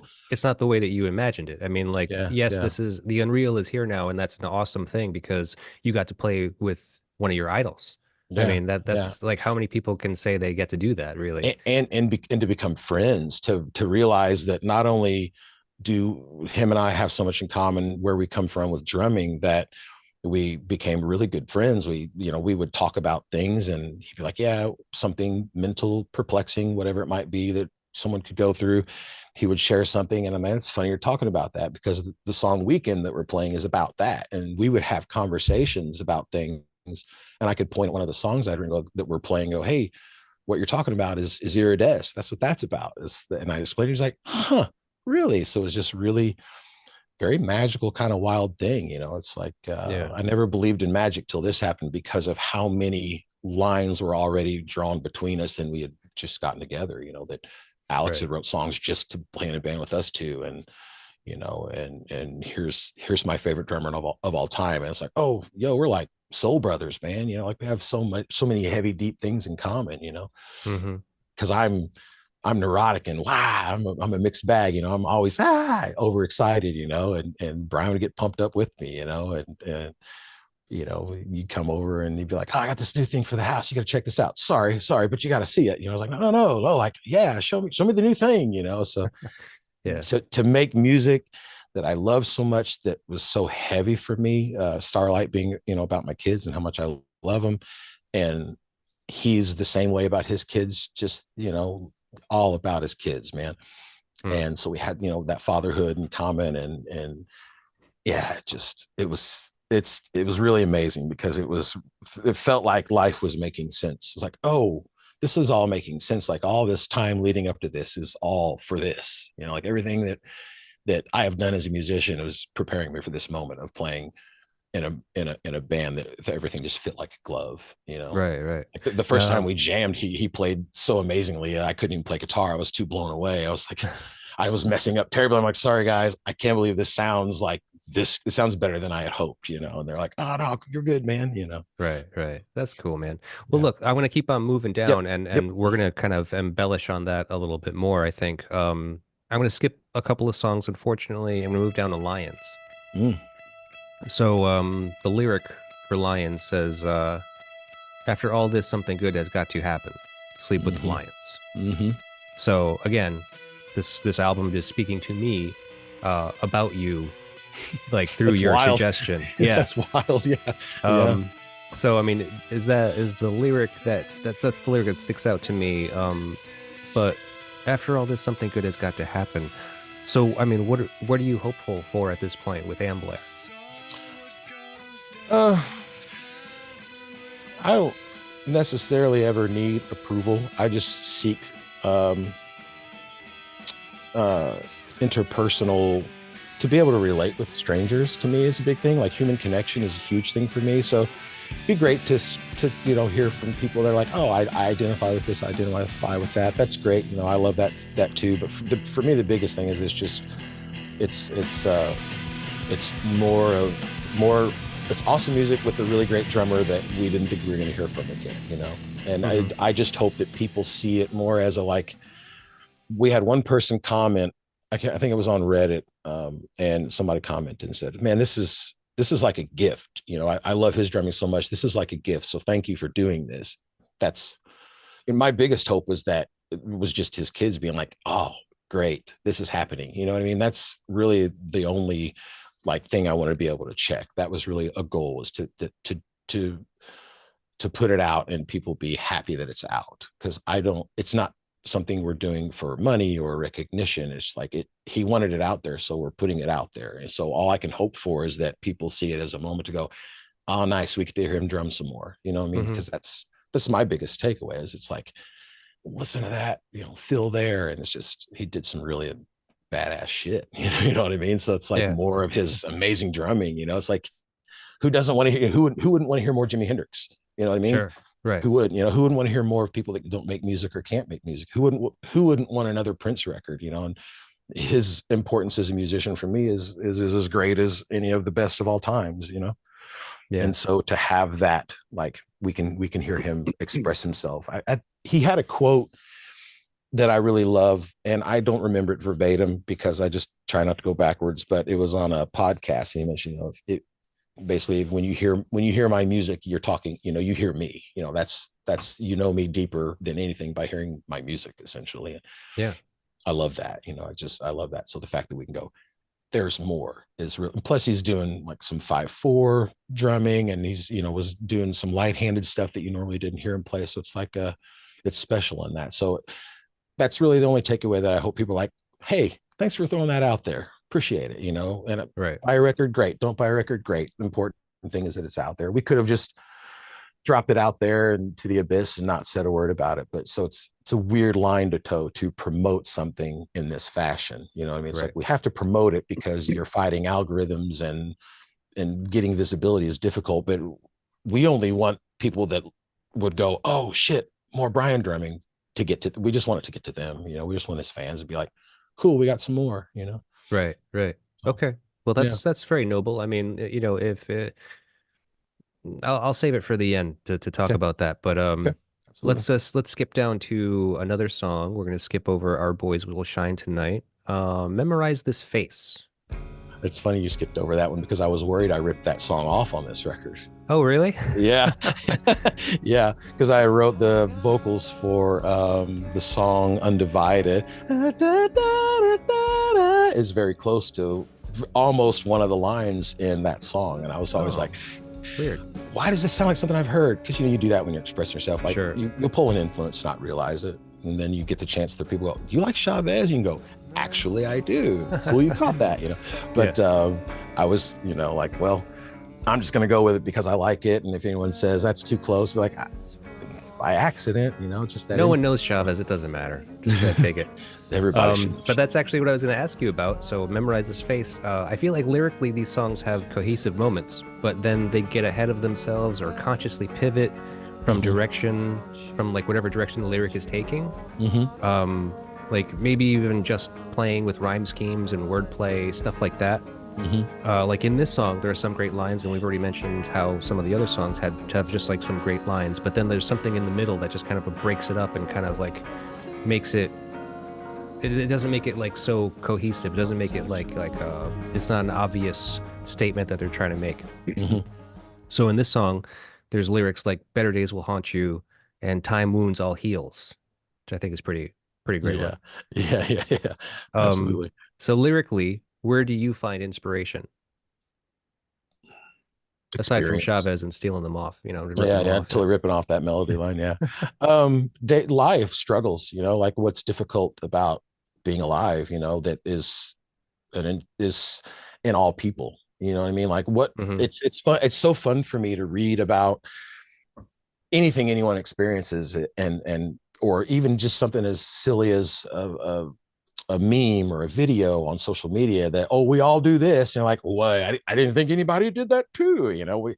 We're all, it's like we're all heading to the same endpoint through whatever variables need to take place to condition us for that endpoint. Like we're all heading the same way. So art to me is important. I love that, the artist goes diving into the human experience, the subconscious mind, the conscious mind, all these different things that our minds do and can do, and report back, bring back something from there. And that's not necessarily a goal for me. I just try to put into words something I'm feeling or experiencing in hopes that it will make that happen more often, that people, whoever finds the record, will listen and go, damn, me too, man. That hits me here, even if it's not what it's about, Hmm. that that connection and relation to one another. The more that that happens, the more we can all, as a population, be on the same page, and change the course of the world away from hatred and all these types of things, and acceptance Mm. and love and unconditional love, and understand what true empathy is, and humility, and being humble and kind. And we all struggle with those depending upon the moment and what's happening within them. But the more that, I think that's the reason that I keep doing this, is that maybe my lame ass brain will have something informative for a person that's struggling. I don't know, but all I can do is Mm. throw it out there. So that Right. that in the end is the greatest thing. It's just connecting people with people. Yeah. That's what That's music cool. is. Like, man, I love that you love that record. That means so much to me that it means that to you, because me too. And even just that is, it's a beautiful thing. The more that we can relate, the more that we can understand, and the more that we can accept people. Yeah. Yeah. I That guess sounds that's, great. yeah, We're gonna get a little silly now. like silly. We're gonna move down to the song Flight 96. See, your name and song titles. I'm like, okay, wait, which one is that? Do I need to grab my phone and listen to it? I can play it for if you want. Yeah, sure. If you Um, got it that handy, go for it. Yeah. I actually do have it handy. Nice. Da, So da, ba, da, ba, da. God, what a riff. yeah, great, Ah, great song. But ah, did you know that Flight yeah. 96 is a real thing? Maybe in my subconscious I recall it, but no, not right So, now. so I'm not sure if the song actually depicts anything about this, but it's a kind of famous plane crash. That's why I say maybe it's in my subconscious. That Yeah, maybe I yeah, have heard of this. I'm just not. Yeah, yeah. right. I mean, it's a weird like thing. I mean, like to name the song Flight 96, but then the song doesn't really seem to pertain to anything like it. Mm-hmm. I mean, like lyrically, I don't think that there's anything there. I really don't. Mm-hmm. Mm-hmm. But like, what a funny, weird thing to just bring attention to, I Yeah, guess. yeah. If you're not even referencing it lyrically, Yeah, yeah, yeah, or something about it. Something yeah. that references like what like a tragedy Mm-hmm. or even if it was like chaotic. If the song was like truly chaotic, like it gets a little messy, Yeah, and so yeah. yeah. But so all I can think is like, what has been one of your most terrifying moments? My most terrifying moments? Yeah. Ooh, that's an intense question, man. Within what context? Just like life terrifying Scary. moments? Yeah. Something that scared the shit out of you. Oh, every day scares the shit out of me. Me, it's getting the call about one of the kids dying. Yeah, yeah, That that's that's for sure. terrifying. Yeah, yeah, Yeah. yeah. That is the worst thing that could ever happen, indeed. And Right. you have that. I'm sure you have it too, which is another wonderful thing about conversation. I think most parents do, where you have that mom dad anxiety, that all the myriad of things that could happen to your kid are in the back of your mind. So when you like don't hear them, oh, they could have just fell off of here and they're not breathing, and I better run up there. And that Yeah. panic of like, well, perfect example, which is funny. We went to a wedding last night, my wife and I, and my youngest daughter, Opal, and she loves to dance. So she's on that dance floor. Me and mom, we watch, because if we ain't feeling it, we got to drink to dance. That's just the way it goes. And we're not big drinkers. Sure. We're not really partiers. And so she's having a great time. And we keep our eye on her because the world's pretty fucking weird these days. Hmm. And we're watching her and she's having a great time. We're at this wedding. Everybody's having a blast. She knows the bride, so she's in good hands. And there's just a point where we didn't see her. We walked all through the place and she was not there. So we're like, oh my God, we got to look closer. And we had walked right by her and looking for her. She was at the off to the side in front of the bridal party table, hunkered down, drawing in a ball. So the shadow of the table dressing hanging over, she was in that shadow, so you can see her, and she was wearing all black. Hmm. And so we could no one could even see her until we asked the bride. And the bride's like, okay, well, there's my stepdaughter, and they're together. And then she looks over, and then Opal put her head up right then, and there she was. But for a split second, we thought for sure someone took her and she was gone. And Oh, it's the worst feeling in the world. yeah. Right. Yeah, Scary. no, thank you. Like I always say, if I can stay alive and be healthy, and if my kids make it to 18 and we don't have to experience the horrible things that happen in this world, from cancer to kids getting taken, all of it. If we make it to 18 and that happens, I mean, fuck the lottery, fuck money. Like that is, I'm the richest guy in the world at that point, you know. Right. Like then if I'm alive to see them into their 20s and they find their life mate or don't or become whatever it is they become, like it's like, oh, I got to be here for that. You know what I mean? So Oh yeah, absolutely. yeah, Huh. Okay. yeah. Um, we're gonna wrap it up with the next song, "Ever Oversight." Mm-hmm. Obviously, "You Must Be Stopped" is a very big one for you, but I got nothing for it. Yeah. One of my favorite things about this record is that they did foreshadowing and then whatever the opposite of foreshadowing is. Excuse me for not knowing what the word, but when you like you hear, Post shadowing? yeah, that's what I mean, post shadowing. It's after shadowing. I don't know. I love there's a xylophone that plays the vocal melody of Hmm. one of the songs before the song ever comes. It's in between the Oh, okay. songs, and you hear, I can't remember what song it is right now. And there's that.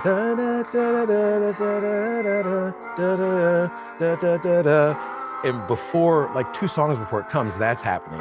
And so then Okay. there's a piano moment before this song where you hear the drum beat that's Yeah, coming yeah. later or just happened. And then eventually that same drum sound joins in at the end of this with just, this basic beat, just Right. that character, whatever, whoever was like, it's like, did it happen accidentally? He was like, let's do this weird thing where we set up songs and we mention them again later. And there's just this weird, like, for lack of better thought, Pulp Fiction style songwriting where you're like mentioning different points of the record. It could be Oh at any yeah. time. I just That's think that's wonderful. brilliant. Just tying that all together and just what it does to the brain. It's interesting. Yeah, absolutely. It's Yeah. great. Mm-hmm. Um, so I mean, "Ever Oversight," the title says it all. Mm-hmm. Um, so all I have to ask for you is, are you overpsyched for the new release coming out to the world? Yeah, I'm always oversized when something's gonna happen musically because it's what I'm here for. I'm here for a lot of things, but music is who I am. So the fact that people are gonna hear for the first time, me express myself, that's an exciting thing. I mean, that's Yeah. I'm psyched about that. That I hope to talk to people that, hope it touches people in a positive manner. I just hope it's all a positive takeaway, despite heavy, possible dark and sometimes maybe even negative pre-thought to trying to put the positivity in. Because a lot of the Right. songwriting I do, I touch on the bad and then the bridge to the good, and then maybe the celebratory moment of the good, if possible, whether that's sonically or musically. So I am I am elated that this is going to see the light of day. It was a 3.5 year three and a half year process. So to get to Right. share it with people, to put it out there, it's I wrote a song for my babies and everybody gets to hear it. That's pretty cool.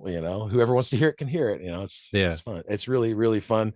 I'm in love with the way it sounds amazing. When I listen to it every time, I just the guy that mixed it, mastered it, just it's just a dream come true. Yeah, I've yeah. this moment is it's a it's a it's a very important hip in life. I mean, like it's a turning point for me because it's finally something I put so much of myself into with someone that I grew to love and know, two people. And I mean, Alex, I love Alex to death. We were three close friends that, three musicians that became close friends through that relation of creating music and making music together. We just like the three of us felt like we found a new home playing music that we had always hoped for and didn't know was going to exist. Right. It Right. just was all like planets aligned. It was just from what Bryan would have to say about it, what Alex had to say about where we were all at and how we came together was just really a beautiful thing because we just related on such a deep and heavy level experientially as humans living life. We just Right. like had a lot in common. So to make music was like, was magical. It was really a magical thing. And we all felt that way. We would play a Yeah. song and, we would, God, that's like my favorite one to play, but I don't know, this one's my favorite too. Yeah, I like playing that one too. So we were very thankful Yeah. to be making music together and to have somebody that you look up to be stoked to be making music with you is like it's amazing.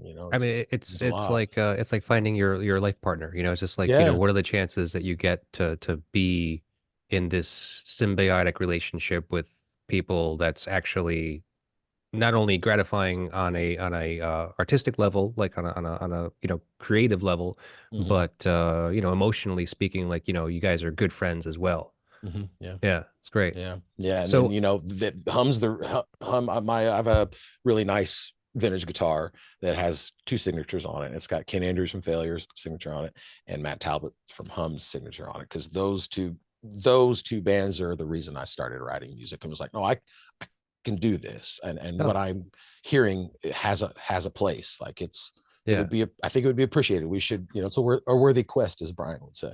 yeah yeah And so they're the reason that I even was like, I'm going to write songs, I'm going to do this, was hearing that Hum record. Honestly, it was just like, continue, make music, yes, write yeah yeah. songs, it was pretty Speaking of heavy Matt stuff. Talbot, didn't he wasn't he the one that recorded this record, Mhm. was he the one that mixed and mastered it? No, he engineered, and Okay. James Treichler assistant engineered when Matt couldn't, because Matt has his own place next to the studio. That's a really awesome small bar called the Loose Cobra, and so he's like, got to go 10 bar, guys. So James would engineer, and then when we didn't have anybody, Matt trusted us to run the tape machine ourselves, doing some overdubs and things. Like Brian would hit record and then come running out of the control room, down to the drums. And so yeah, Yeah, he engineered and was like, sounds good, guy. I was just there with us through the whole thing. that's cool. Wow, so you Yeah, it got to was way work cool. with another one of your idols. Yeah, that was when I went in to do lyrics and vocal. Like, I think he's one of the greatest lyricists of all time. The way the pictures he paints and the things he has to say, just I mean, I identify with them, and they make sense to me, and they feel good to me. And to have him there when I was tracking vocals was kind of nerve wracking, because I really look up to him as an artist, as a musician, as an artist, as a person. He's very well collected, and he's nice, and he's funny, and just a heck of a guy to be around. Yeah. Yeah. Okay. And Yeah. so now tell me about this record. I know it's being pressed. I can't remember the name of the company that's putting it out. Mhm. What is the name of that company? Sorry, I was thinking about. I should have mentioned Mario Quintero is who mixed and mastered that from Oh, okay. Spotlights. Yeah, Mario's doing a lot of records, and he's the one that mixed and mastered. But Melodic Virtue is who's putting it out. Yeah. Oh, okay. Right, right. And so they're doing a actually vinyl release. Can you tell me about the packaging of that vinyl record, like what it might look like? Well, it's the guy that is Melodic Virtue, Aaron Tanner. At the end of the day, I don't really know what I'm doing. I can make a record, and I can find someone to mix it, master it, and record it. But what to do after that, couldn't tell you, because I've never gotten lucky enough to really get there Right. in the shoes of being even a songwriter. So I didn't really know what I was doing. So Aaron, him and I have a band. It's really his project that I get to drum in, called Off Ox, and he writes for that. So we knew each other in a creative situation, and then became good, close friends. And he's always said, hey, I'm always down to help out my friends. So if you ever need help, let me know. So I Hmm. was like, hey, dude, I don't know the first thing to do about this. And he's like, so he did the art. It's reverse board jacket on it. So you can actually fill the paper, it's not glossy. It has a whole tactile Oh, thing. We really cool. want to do 180 gram on it. We really wanted to have that good quality vinyl.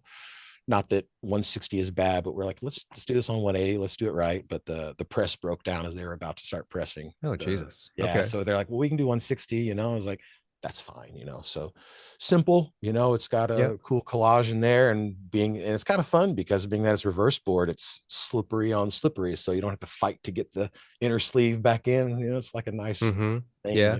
Yeah, But yeah. what about the vinyl? Is it going to just be black vinyl? It's just black. Yeah, just black. Okay. Brian liked black vinyl. He used to say that the color drum kit he played was because it looked like a vinyl record. He's like, looks like a record, right? I was like, yeah, it does. So black vinyl's the only way to go. Yeah, sure. That's fine. Yeah, I mean, yeah, otherwise it's just flashy. yeah. Some people say you can hear a difference No, between colored and black, but the those upcharge people for are color, full of honestly, shit. we press the record ourselves. This is something Alex and I have done all this financially, just the two of us. Yeah. And Aaron facilitated, helped, guided, and those kinds of things. And it's like, yeah, I'll put it out under my thing, and just something he doesn't put records out all the time. It's just something he does for fun. Like, if he's like, that sounds cool, I'll do that, he'll Yeah. do it. So he's like, I got you guys. So he's been a lot of help. He's been Yeah. wonderful to us, and really really taking care of a lot of things and helping us make the right decisions and understanding the lay of the land in the first place. So he's Mm-hmm. a lot of Sure. virtue has been a big blessing for this, because without him, it would have just been a really lame post on a terribly put together, social media page going, here it is. You know what I mean? So, Right. Yeah. how, and then you got to promote it. Like I said, it feels silly to promote it, but it's like, but Right. Right. it's owed that, I mean, Yeah. For it should sure. be, done that way. If Bryan was here, he'd be blabbing about it too. He was stoked Right. for it. So Yeah. we have to promote it. So then how do you promote it? So it's been very nerve-wracking, very difficult, very, Mm. very, very hard, very fun. It's just ran the gambit of all Yeah. the emotions. So now If he was here, he'd be pumped. yeah, that's Yeah. great. Yeah. Well, I mean, so the question I've been avoiding this whole time is just like, so where do you go from here? I mean, like, losing Brian obviously was a major blow to the band as a Mhm. band, but I mean, you're still going to be doing a release party for it, so you're performing the material.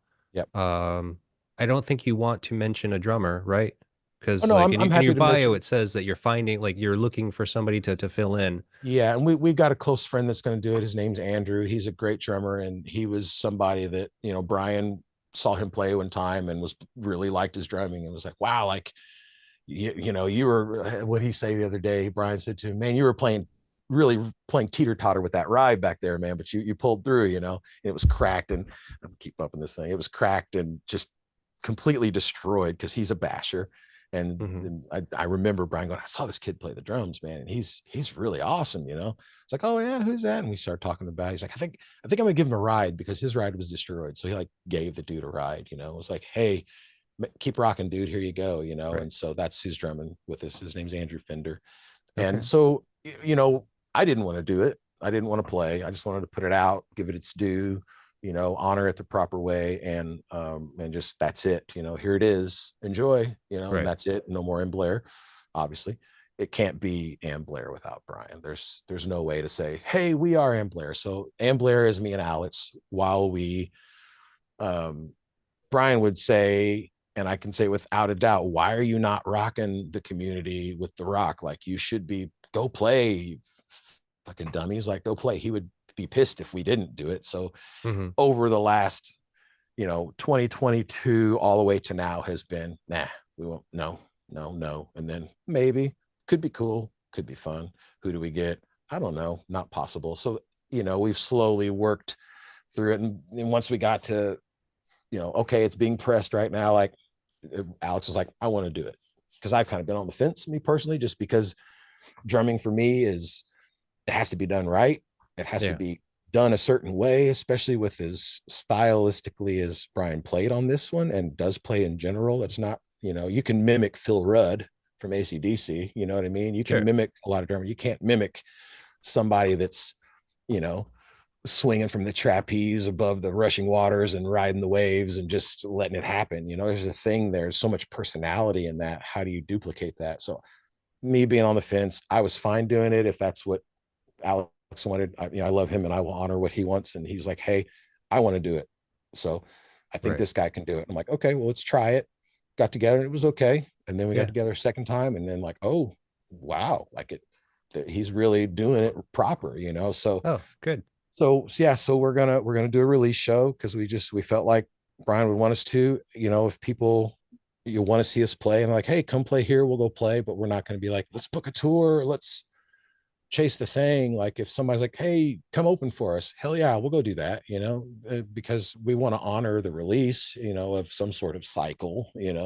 Right. There won't be anything else. I mean, we're going to honor this. We're going to do this release show. If no one asks us to come play, that's it. There's no more Amblare. Amblare is me and Alex, and there won't be any more writing. Though there's no more Amblare after this. So it's just Yeah. like, let's honor this any way that it comes at us. If somebody that we really like or never heard of is like, hey, we're doing this tour, we'd love to have you guys on for a week, we would absolutely do that. But we're not chasing anything. We just wanted Right. to honor the record, honor Bryan. So it's coming out on April 5th, and April the 2nd is his birthday. So it's like our birthday present to Bryan. Oh, And nice. yeah, so that's why we chose that date, to get as close to his birthday as we could. And that's it. So If someone Okay. says come tour for a month, we'll try to do it. But if nobody Yeah. wants to see it, we're not going to be like, we got to play shows, bro. You know. Right. Right. I So hear you. we may play Okay. locally in Evansville a few times if we get asked, but it's just all where the interest is. If people are interested, we'll be there. Sure. And after once that all dies down, if anything kicks up, then that's it. That's the end of it. So it's Okay. if the three of us who are trying to honor these songs decide we want to write and keep a band going, it'll be called something else entirely, and we'll just start anew from there. Or maybe I Hmm. can sweet talk them into playing on my solo shit. So I don't know, whatever. No telling what'll happen. But Yeah. Yeah. as far as Right. Amblare goes, this is it. Yeah, Okay. Yeah. yeah. I mean, and you're keeping yourself busy anyway. I mean, like I totally didn't even mention it at all, and I really wanted to, is that like you're actually playing with Mock Orange now. Mm-hmm. So Yep. that's cool. Yeah, way cool. Good friends of mine that I grew up with.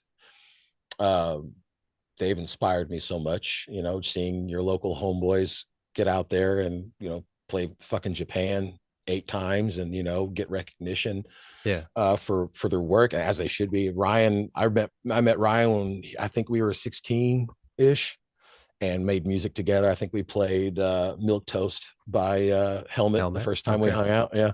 All right. And we play Smashing Pumpkin songs. And so I knew Heath and I, his band and my band would play shows together back in the 90s. And so I knew the guys, and they asked me to come give them a hand. So I Huh. did. Like, they wanted to honor the 20-year reunion of the record play. So that's why I was brought on board too, because they had a tour planned to support it. Oh, And okay. they needed a guitar, their original guitar player they had parted ways with, and they asked me to fill the shoes. And I honestly was like, I don't think I can play you guys' stuff. It's beyond my knowledge. You're making a normal barred F chord with the thumb. I can't do that. Like, my hands don't work that way. My hands go smack or drop D. And Yeah. so I just, I'll try. And so I did. And then I think the last person I talked to, and the best thing I could come up with that when people ask, oh, you play with Mock Orange? I'm like, yeah, but I'm not, like, I appreciate people like, oh, you're in Mock Orange. Like, yeah, I just like get to show up, and like they built the car, they picked the color, they put the motor in, they redid everything. I just Right. get to ride in it or sometimes drive the car. Like, these four Yeah. guys, they built that's their work and their hard earned Right. notoriety or whatever. Like, to be able to just join them and play is like, it's cool because they're old friends. Like, Yeah. That's great. the bass player was 11 when he first hit the scene playing punk, so it's like I've seen him grow up. So it's like Oh man, he's I saw him play. I saw Mock Orange play. Actually, I think it was in Evanston. I was on tour with an old band of mine, and it was Evansville. Evansville. Evansville, where I'm at, is Evansville. Yeah, Evansville, I guess. yeah, Maybe. I'm yeah, not sure. I have yeah, no I honestly don't even remember, but I was just yeah. like, the drummer of my band was a fan of Mock Orange, and he was just like, "Holy shit, they're playing here." He's just like, "We got to go." I'm like, "Okay." So we went, and yeah, it was the only time I've ever seen them, and that bass player really made an impression on me, because I was just like, he's cool. He's cool as shit. Like, he's a Yeah, really good player, and he's like actually, he's actually performing. yeah, Like most bass players, they just kind of sit back and just yeah, do the yeah, thing. yeah. Exactly. Yeah. What do you know about what year that was? It could have been 2001 or two. I was because there's a transition there. They had their original bass player was with them for the record play, and then I think not long after that came out, they picked up Zach, who's been with them ever since. So I Oh, can't remember which okay. one you saw, but both, yeah, both great bass players. But Zach is definitely lively on stage. Like, Okay. he's rocking out, and yeah, he was way. The other guy was way more the bass player, just kind of staring, and then he was more physical. So you probably saw Zach, and Okay, yeah, maybe it was Zach then. Yeah. he has a solo record that's quite excellent. Zachary Thompson Grace, is that his? Sorry, Zach, if you listen to this and I got your fucking middle name. I'm trying to remember his middle name. I'm terrible with names anyway. All right, that's all But right. anyway, it's under his name, but it's really excellent. He did everything on that himself. I think he played drums and did everything. And No, he's a monster of a musician indeed. Yeah, very cool. inspiring for me to watch too, just because him and Ryan are wizards when it comes to bass parts. They do really cool shit for the Mock Orange song. I think the bass guitar work in the records is some of the most amazing, thoughtful bass playing I think I've ever heard. It's just Hmm. it's the thing that weaves everything together, in Yeah, and out of octaves and fifths and giving everything a weird, always making your head do that. It's cool. right. So, I mean, do you see this, or do you know if, like, Is that a permanent residence for you now? Yeah, yeah. I mean, I'm in the band, you know. So you're As gonna far write with as them in the future? there's been talk of it, you know, they kind of, I think they're kind of just kind of hanging out, enjoying a break for a minute, you know. Right. You never know. Ryan could call me tomorrow and go, "Hey, I've got these 5 songs," and I know there's a couple of things that have been played for me and got any ideas, but I'm so bad because I just can't multitask anyway, you know. So Hmm. I'm like, okay, well, I'm focused on this right now, so I can't focus on that, you know. But I hope something happens. I think there's a lot more music. There's always more music in Ryan and Heath, the three of them, the way they play and work together. I mean, I hope they want to write more, and I'm sure I'll be here for it if that happens. And I sure hope it does because I have a great time with them. I love playing the guitar. You know, I just love playing. If I could be in enough bands to be always playing music, I would be happy. Like I Yeah. would, you know, I'd anybody wants to make music, great, let's make music. You know what I mean? I'm always hoping people are like, hey, you want to do something? Hell yeah, I'll take 8 bands, let's go, you know. Yeah. Yeah. But You gotta run that by the wife though. I don't know. yeah, 4 is enough right now because I've got my heavy metal band, Mock Orange. We're getting ready to start Off Hawks back up, plus the Amblare um, thing, and then I'm still working on my solo stuff. So Right. it's It's got a lot. You got a lot on I your would plate, love man. to. Yeah, I'd love to be touring playing drums. I can say that because I love to play so much, and I don't think my body's gonna be able to do it a whole lot longer unless I change my ways and play a Yeah. little lighter. You know, Hey, who arthritis knows? is real. You know. Yeah, Yeah, I yeah, bet. yeah. All right, man. Well, cool. I just had to get that in. All right, because Yeah. I'm glad you you asked. know, Yeah, yeah, yeah, totally. It's such a great band. I mean, yeah. yeah, I can't believe I, you know, when I see my name and I see Mock Orange, I'm like, that's just crazy because I watched them all grow up and do the thing. You know, we all grew up together. So I've always been on the sidelines going, yeah, yeah. So to be like, hey, going with him, you know, it's a good time. yeah. Oh, I Yeah. bet, man. That sounds great. It's made me a much better musician. That's for sure. That's always a plus, you know. Yeah. Yeah. Challenge Yeah. yourself. Yeah, absolutely. Yeah, they're great too. If you're in the room jamming and you miss a lick because you had a brain fart, they'll stop and go, "You okay? Yep. Yeah, I'm good. You got it? Got it. Go again. Go again. You know, it's like get it till it's right, you know, and I love that. I love that about them. They're Oh, okay. Militant. That's yeah. It's a little not so scary. much militant, just very like, you know what you're playing because I was new to it, you know.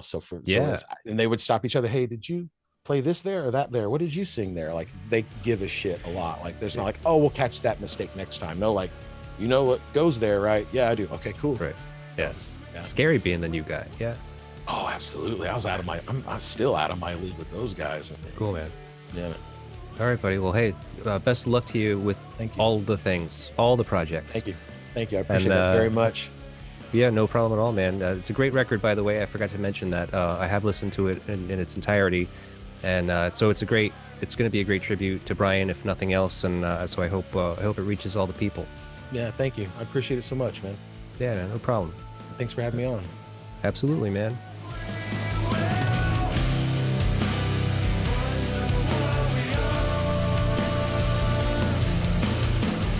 Vinyl and Vision is a Psychic Static production.